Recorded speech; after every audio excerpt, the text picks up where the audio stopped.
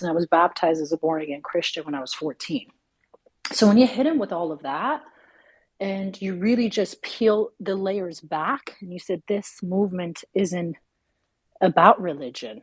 This is simply about human rights and, and releasing the people of Iran that have been held hostage for over 40 years by these extremists. So it paints a completely different picture.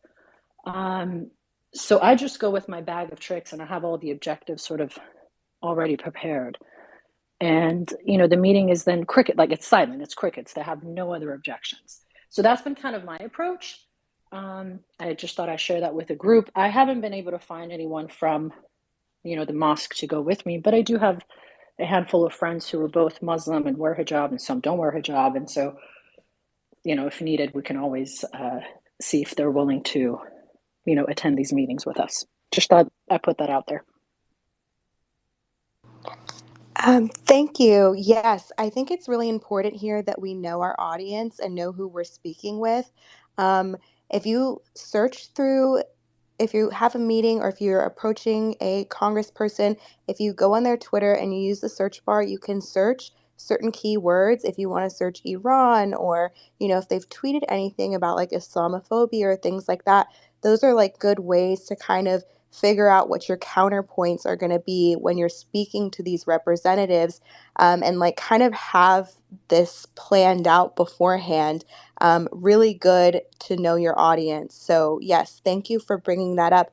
I'm not sure who's next. Farnaz, if you want to add something, please go Yeah, ahead. real quick. Yeah. And I was going to say, if some of us have been successful with getting Zoom meetings, so like I know Beta has been, meeting with, or trying to meet with Judy Chu over Zoom. So if you have any, if you're doing virtual meetings, let us know. Let the folks know in the Master Group Act, and we can jump in with you. If there's advanced notification provided, then we can do the research with you, and we'll jump in and, provide this information as needed. So then it's presented in a calm and diplomatic manner, and you'll find that, nine times out of 10 they don't have an objective when it's just presented really clearly. So I just wanted to throw that out there. Hey, Farnos, when you mentioned friends from the mosque, if I may ask, because I've seen this issue come up, I hope there's nothing wrong with the Shia mosque inherently, but a lot of them have IR agents. So I just wanted to warn people about that. The Shia mosques, just be very careful. Like, just as a general warning to everybody, because I have seen this myself. I wanted to warn people. Thank you, Ronak. I wanted to jump in really quick and just say our speakers are full. So if you don't have anything else to say, if somebody could drop down so we can bring up a couple more people, that would be great. And then I'm not sure who's next. If whoever has something to say in regards to what we're talking about right now wants to just go ahead and unmute, please do so. I have a quick question. How about Arab communities? Have we tried to reach out to them? What is their stance towards, like all the advocacy that we're doing, especially so they're not. I mean, they're not all. I mean, the majority of them are not Shia. And then they don't really like the government of Iran. So I was wondering if reaching out to mosques, especially in East Bay, there are a lot of mosques that are run by that majority of people who go there are Arab, or I think mainly Arab. So I don't know if it's just an idea. Can I respond to that really quickly? Yes, go ahead. Feel free. Cool. Thanks, everybody. Sorry that I'm speaking a lot. So I am part of the Syrian National Alliance, which also stands with Shahzadeh pretty openly for a free secular Iran. Among us, we don't just have Syrians. We have Palestinians. We have Kurds, such as myself, and other groups, Christian minorities. So if anybody wants to work directly, specifically with the Syrian community, the Palestinian community, and the Kurdish Sunni community, that's me. You can contact me for that. I just don't know many of them in San Diego. Most of them are on the East Coast, places like Chicago as well. But I'll see if I can get more to come out in Los Angeles, being that I do bring them to the protest, but it can be extremely dangerous for these people to publicly say that they're affiliated with us in any way. um Unless it's to, like, a private DC event where their name will not be publicized. Most of these people do not want to publicly, make themselves known, that at least that I've been around. So I'm around for the Syrian Arab connection as well. I also have connections in Arabia, which is super important for us as well. Another thing, just to bring it up because I mentioned it in the last space, is I am in touch with the African and Black American community, especially in the Bay Area. They're part of an organization called Christians United for Israel. I talked about that in the last space. They are an organization that's around this whole country. They're even in Africa. They also have connections to an organization called End Jew Hatred, which is very, very close to Rep. Richie Torres, who's another target of us that Andrew Galilee has brought up before. So, yeah, this will all connect with each other, especially being that there are Arab Christians that are supporting us as well. So, on that, if anybody needs the Arab connection or the African and the Black connection for Masa Acts, I'm happy to try to facilitate that. Thank you. There's a few new faces I'm seeing in the listeners. So, Sarah, if you can just repeat the whole markup process and what it is, I would really appreciate that. Hey, Emily, can I jump in for the previous, subject that we were talking before Sarah go through the process again? Sure, go ahead. Okay. So first of all, I have to say that I am so happy that you all came around about this talking to Democrats and say that, change the language, because we were talking about it all along during this revolution movement. And everybody was just at us that no, they are all Nayakis and they are in bed with Nayak and everything. But I'm so happy to hear that you are talking to them and you are facing their fears and you feel their fears. So that's great. We had one very successful experience with um, Rashida. I think that you all know Rashida Taleb, and she is like sister to Ilhan Omar. That's not a good part, but we went to a iftar ceremony. Actually, was hosted by Mgage. If you all know Mgage do help the representatives who want to get Muslim representatives who want to get into House, Congress, whatever. And that was kind of gala. So we went there because we wanted to talk to Rashida specifically. And after, for the recess, we got a chance. We talked to a lot of Muslim people there. We knew a couple of them. And finally, we got a chance to talk to her. And the thing that we did was to print our statements, that 3 points that we need to focus on, that this revolution is not Islamophobic because of this. And this is one thing. And the second thing that they are so afraid of that is that, okay, when we say the regime change, it doesn't mean that we need your army to change the regime for us. And it means that people have the power to change it within Iran, but we need you to boycott IRGC and, just sanction them as much as you can. And this is just the language that is different from what people say and what you understand from their talk. And also we printed a couple of pictures from Fatima Sepehri and some other women like her with hijab, and say that, okay, they are front runners. How can you say that this revolution is Islamophobic if they are front runners in Iran? So it was like Rashida jumped on us, and she was so excited, and she said that, oh, I want to talk to you more. And she sat there and talked to us She was like talking to everybody like 20 seconds, and she sat with us and said, I want to talk to you, I want to meet with you, and blah blah blah. Can you wrap up, please? And so she said that, what should I do with Massa Act right away? And it was like, she was so ready for that. So we got a meeting with her finally, and it was so amazing. I think that if we can get her to our side, there are a lot, to come from progressive Democrats as well. And we are also working with Black Caucus to get theirs actually attention to Massa Act as well. So that's it. Thank you. Thank you. That's really interesting because we have a friend that's in DC right now that said she does not support Massa Act, that actually spoke with her yesterday. So I'm not really sure what you're talking about.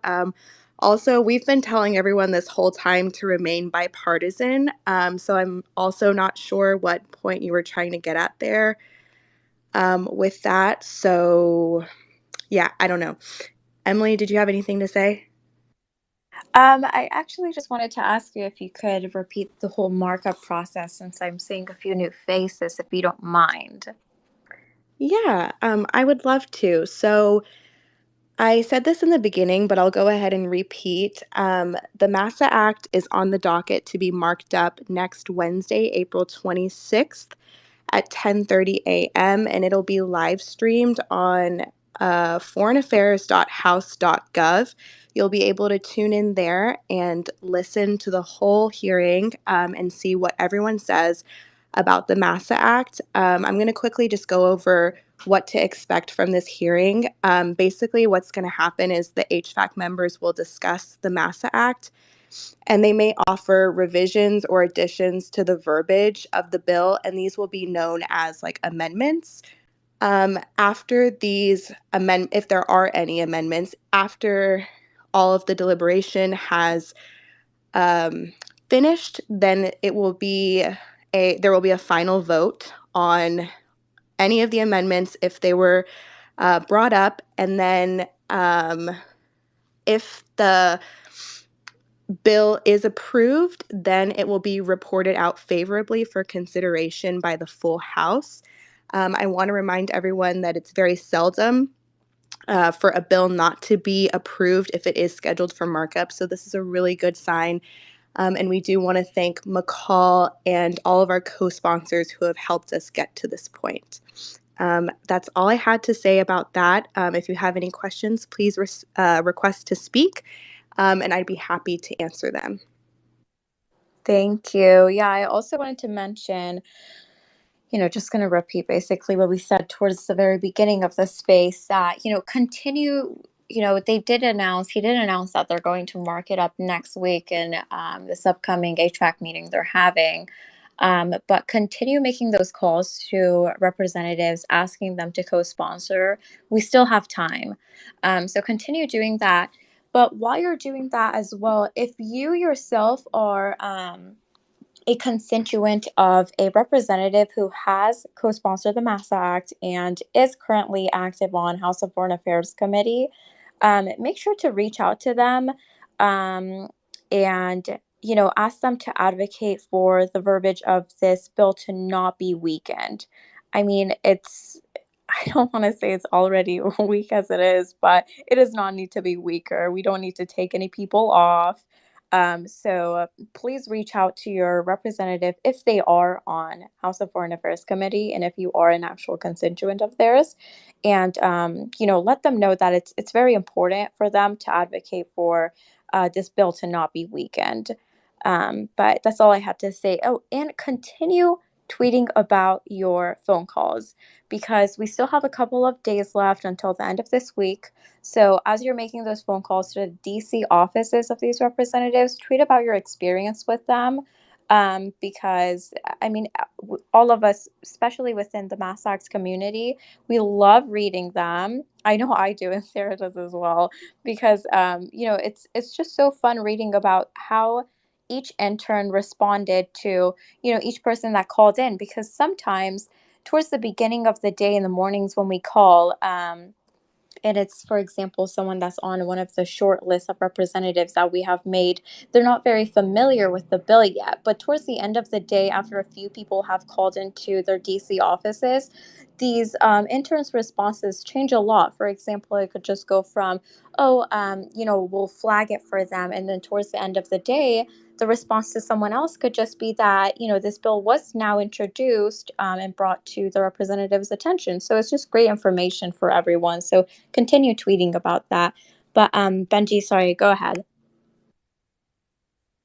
No worries. Thank you so much for all the great info that you provide. And thank you, Sarah, for what you just said. I apologize, ladies and gentlemen. I really do have to say this to protect the Masa Act community. And I'm going to put the links in the side chat in 2 seconds. It's not to call anyone out. It's just to make it very, very clear. Rashida Tlaib met with this terrorist that you just now see, who bragged about killing an Israeli little girl, literally bragged about it. So I've already been contacted by the Anti-Defamation League and other organizations fighting anti-Semitism because they were concerned about individuals who say they're part of Masa Act, but are otherwise promoting anti-Semitism actually very blatantly, such as Banafsha, who was already kicked out of Masa Act. So we need to make it very clear, ladies and gentlemen, that we do not support any communication with people who are openly anti-Semitic, that openly meet with terrorists, such as terrorists from Hezbollah. I have to say this because at the end of the day, I know we're all a unit. I know we're trying our best, but what we absolutely can't do is we can't humor meetings with people who are supporters of terrorism. So that's just my 10 cents, ladies and gentlemen. Again, it's not a call out to any organization that's helping us that maybe didn't know otherwise that Rashida Tlaib has these connections. But this is literally a connection to vilify murdering Jews. We cannot have this. So if Rashida Tlaib decides she wants to support the Masa Act openly and really does say that, that's great.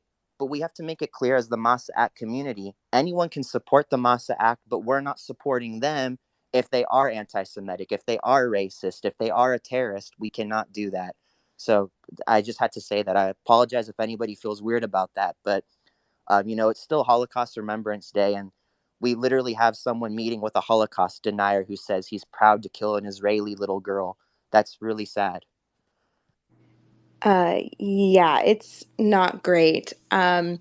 We do have a friend in DC who ran into the congresswoman in question, and she has stated that she will not be co-sponsoring the Massa Act. She's actually one of the congresswomen who said that it was Islamophobic and, gave us the whole runaround. So I don't know what point that person was trying to make. I was trying to stay calm. My voice was literally shaking as I was talking, but yeah, I'm really sorry about that, guys. That was just, anyways. Moving on. Emily, do you have anything to add? No, I think that's about it. Shall we wrap up? Yeah. If anybody, by the way, has further questions about the Rashida Tlaib thing, which again is tied with BDS that Sarah Jacobs is not, talking about, but she is connected with J Street that supports BDS and the JCPOA, I'm happy to answer those questions separately so we can all kind of understand the Nayaki talking points of, well, actually, this is a good thing. Even liberal Jewish people who are not, Zionist extremists support these measures. No, like people who are not Zionists do not support BDS or the JCPOA, which is a way to actually get us killed. Thank you, Benji. Yeah, if you have any more questions regarding that topic, make sure to follow and DM Benji. He has the answers. Sasan, welcome up. Did you have something to say? Also, Farnaz, was it Farnaz? Farnaz asked a question. I think it was regarding Sarah Jacobs. Arzu said that maybe you would be able to answer the question. Arzu, do you remember what the question was? Oh, Farnaz is up here. Farnaz is up here. Go ahead, Farnaz. Oh, thank you so much, Emily Jen. I saw Sasa and I was like, do I ask him to come up? Like, or do I ask separately? But yes, I did have a question, Sasa and Jen, with regards to fiduciary duty of these Congress folks. So Barbara Lee, I've been calling her office so many times, along with so many other wonderful people in this group, including Arzu, who's been calling her office trying to schedule meetings, and we're blatantly being ignored. So my question was, from a legal perspective, do we have a leg to stand on? Is there anything we can pursue? Because isn't she required under fiduciary duty to listen to her constituents, and we're being blatantly ignored? So what can we do from a legal perspective, if anything? Hey, good evening, everyone. Thank you, Fanas John. That's a great question. And first, congrats to everyone with regards to all the hard work that I know a lot of people in this room have been putting in. And obviously, today is a historic day for the Iranian American community with regards to markup. This is ultimately, to a lot of us, I think Massa Act is a kind of symbol of coming together for a special cause and pushing through, and ultimately, hopefully, being able to help the Iranian people with a great milestone. But nevertheless, I think with regards to what is going on itself is a accomplishment just on its own. Now, going back to your question, which is pretty interesting segue to what I wanted to kind of hint on as well, which is, it's interesting when you hear people of the community have such a hard time to even get staffers, foreign policy staffers, on the phone or whatnot, with a Zoom call and whatnot. And then, yet you hear some members of the community have open access to some particular folks within, the House or the Senate that, generally speaking, tend, and when you look at their historical record, they're, from a certain prospect of the political parties that tend to sit down with the Payas of the world or the Nayaks of the world, but nevertheless, the rest of the community is having a hard time to just have these offices open up sometimes to them. So it's an ironic kind of process. Now, nevertheless, for those of us who've been involved in this process since before the Rev, and at the beginning of the Rev, saw some faces that were just very excited with regards to the process itself, just the democratic process, shake hands with state reps and whatnot. Now to be in a position of what you're discussing, to those who are diligent observers of the federal process within the United States, it's a little bit of an interesting take, let's just say that, because ultimately, to those diligent observers, these kinds of meetings are not that easy to be had, and ultimately just sometimes requires a little bit of uh, you know strings to be pulled, let's say. And then how do you get strings pulled in the United States? Generally speaking, you need either folks within the political stratosphere that are writing campaign donations, or you got folks within just the political party system that have one way or another, access to politicians in a unique way. So let's just, clear out the air, because Farnos, that's a great question. And some of the members of the community have those issues of just getting access to the rep. Now, more power to the ones that are sitting down with these, senators or reps directly, not even with the staffers, sitting down with them, face to face, and getting, FaceTime with them, and their political experience and civic society experience within the United States ranges from 6 months to now. More power to them, but something is not particularly right about something somewhere there. Nevertheless, within the democratic process, at the end of the day, just voting system and raising funds for your politician of choice is the best way to go about it. So while these politicians have a duty to meet with you as just constituents and public servants, you don't really have some kind of a business relationship for it to rise to a certain level of fiduciary duty, let's say, where you can then take him to court or whatnot. But I think if you have a track record of showing, and your ability to be able to show that you've reached out as a constituent to so and so rep, time after time after time, I think at some point that's a story of its own that possibly, especially in the election cycle, you can raise that to your local papers, maybe, not Wall Street Journal, but somewhere tribunal, or, just local paper, and some like a, neighborhood group or whatnot that's looking for some, just outreach and the access of the politician with the just a laywoman kind of, just constituent. I think that would be of importance. But I wanted to just, talk about that paradox, because that paradox is an interesting paradox to me. And I think particularly that's why, since the very beginning, I've always advocated for tagging along something else other than Massa Act as part of this broader, advocacy. Because in this, unfortunately, a lot of people are going to jump on this bandwagon, and you and I don't know what they're going to discuss behind closed doors. And for all that matters, we can have discussions out in the open about, this is what's being discussed.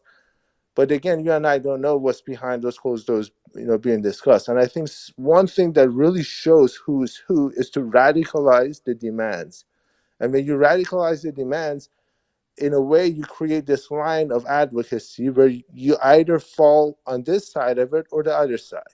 And I think, to a lot of people who are observing what's going on now with the Crown Prince visit to Israel, I think it's in a way showing a lot of who's who with regards to the people who, in a way are willing to go that far and are willing to, for the sake of what's in the best interest of the people, push the envelope forward.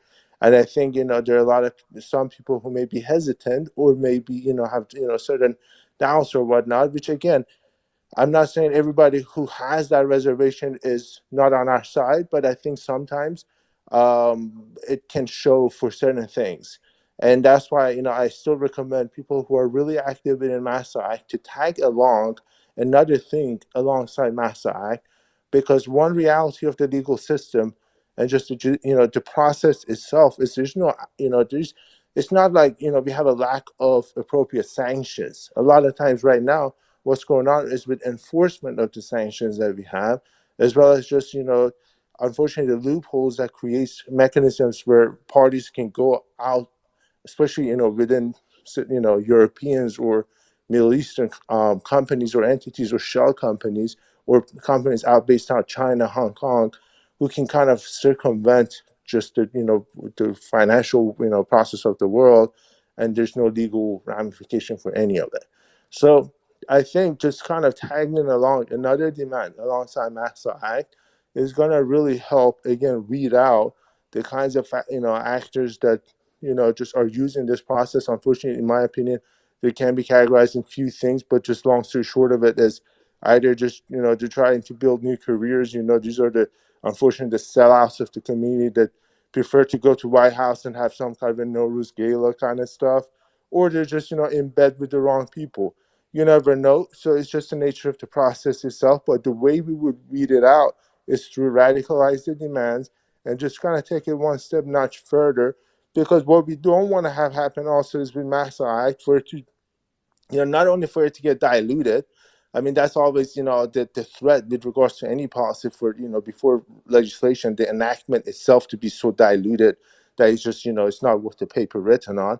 But more importantly, for it to be a vehicle of a front on both ends of these fake advocates that have made careers out of advocacy. But when it really came down to it, they became kind of a, a little bit of a break in the process of the actual revolution.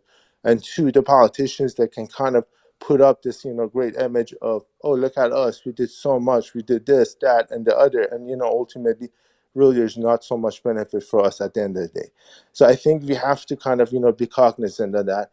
And I'm, thankful to Emily, Nima, and everybody else who would join us also on Friday to really get in depth with these conversations, because this is now that you're kind of getting the momentum to a place where now it's got marked up. Now we got to kind of switch the gears on and turn on the lights on the other parts of the next phase of it, which is, okay, now we are getting momentum, now we are making movement, but we got to, be very focused on what could possibly be misused in a way. I know I talked a lot, but I just kind of, it was a great question based on just, what kind of came up. And I do appreciate that question. Can you go over the agenda of Friday's space as well? Sure. Yeah. So as you some of you may have seen, we have a guest who, Mr. Gabriel. He's a very well versed person in sanctions as well, and he worked with the State Department, I believe, and he managed the Iran desk at some point. So he has a very good understanding of. I've followed some of his writings with regards to just his opinions, mainly about just.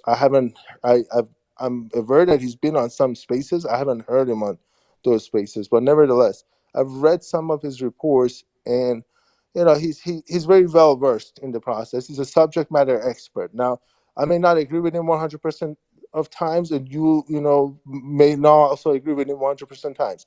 But nevertheless, we're going to tap into his knowledge of how sanctions are being diluted admin to admin, meaning within the federal process, when you have the changes in the policy of who's in the executive office, ultimately how that impacts the actual implementation and enforcement of sanctions. And then ultimately also just discuss some of these loopholes that currently exist, possibly some of the threats of what's the flip side of possibly how can a legislation process like this be misused for the purposes of just kind of, making a mockery of everything that all the advocates here are doing. At the end of the day, kind of politicize it, then dilute it, then just really, you and I are, holding the bank with nothing, really good in it. So if you just kind of, play a little bit of devil's advocate with just different things, but ultimately just kind of break down some of these issues that are going on, who are, some of the main fractions of the world that are enabling circumventing sanctions. So what I would try to do with Emily and Nimajan, I would circulate a little bit of an agenda beforehand, and just depending on other guests that we may have, so that we can kind of really get into a very detailed conversation, and then hopefully have it recorded, so that it can possibly be used later on by other sources. Thank you, Sasan. Looking forward to it. I think Nima, yeah, he pinned up the space up here in the Jumbotron. If you guys want to, I guess it's like RSVP, so you get the notification once it starts. Or June, welcome back up. Go ahead. Just quick question. Is it possible to tweet that space, Sasan John, so I can retweet it? Thank you. Yes, absolutely. I think Nimajan has the tweet up here. It's pinned here. It's the first one. I will send to your DM as well. But Gabriel, I think the first time that he joined and talked about Mass Act, it was Xerxes' Space. And I think his sentiment was like neutral, more towards like negative. But I think it's good to have discussion with him, especially like we're going to talk about the loopholes, as you mentioned. Yeah, I will share and retweet this space again, and thank you. Definitely. Yeah, I'm looking forward to the space. I just, for everyone that's here, the space, I just hope no one feels discouraged at all after, if you hear anything in that space regarding the Mass Act. Again, actually, let me just point some things out.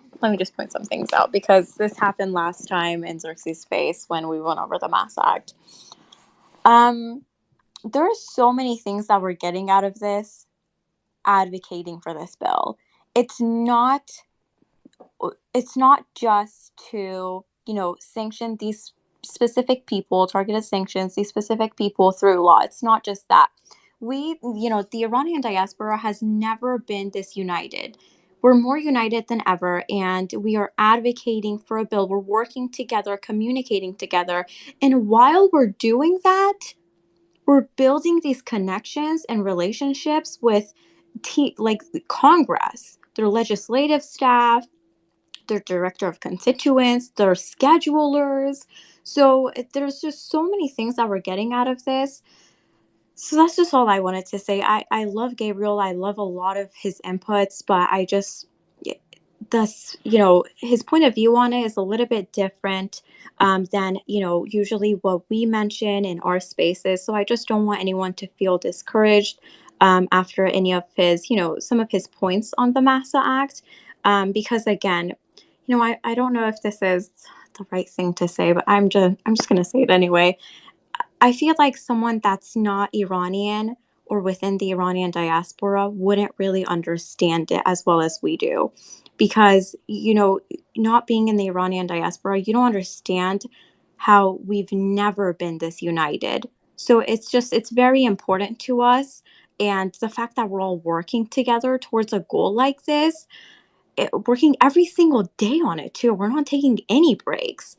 So again, just don't feel discouraged, but he's amazing, and I totally encourage everyone to join Sasan and Nima's space.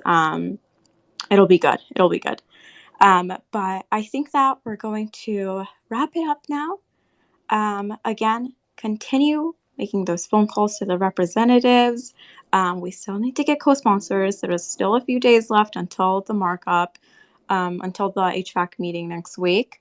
And Sarah, did you say that they can go on the website and turn on notifications to watch it live? I tried looking and I didn't see where that was an option. But the link that I did post on my announcement tweet does have the little video for the live stream. So if you just refer back to that link, that's the same link you will go to watch the live stream. And then I think if you're in DC, you can also go in person. I don't know if anyone here is, but yeah, it's open to the public. So via live stream or in person. So yeah. Awesome. Thank you. Yeah, Sarah's tweet is the first tweet that's pinned up here. The link is in there as well as on her page. So you guys can watch it live. They're going to be discussing it. So that'll be great. And also, again, tweet about your experiences calling these DC offices. And if you are a constituent of a representative that has co-sponsored the MASA Act and is currently on HVAC, make sure to give them a call before this HVAC meeting they're having to let them know how important it is to advocate for this bill's verbiage to not be weakened. It's very important and crucial. So make sure you do that, specifically if you have any connection or relationship with that specific representative staff or the legislative team. Make sure to make that call. So, and I'll be tweeting out about that too. We'll be tweeting out about that. But I think that's about it, you guys. Thank you so much for joining tonight's space. It was amazing seeing all of you guys, amazing questions and answers. And I look forward to this bill being marked up finally, after making so many phone calls to my call. But I hope you guys have a wonderful night, and I will see you next time. Bye-bye.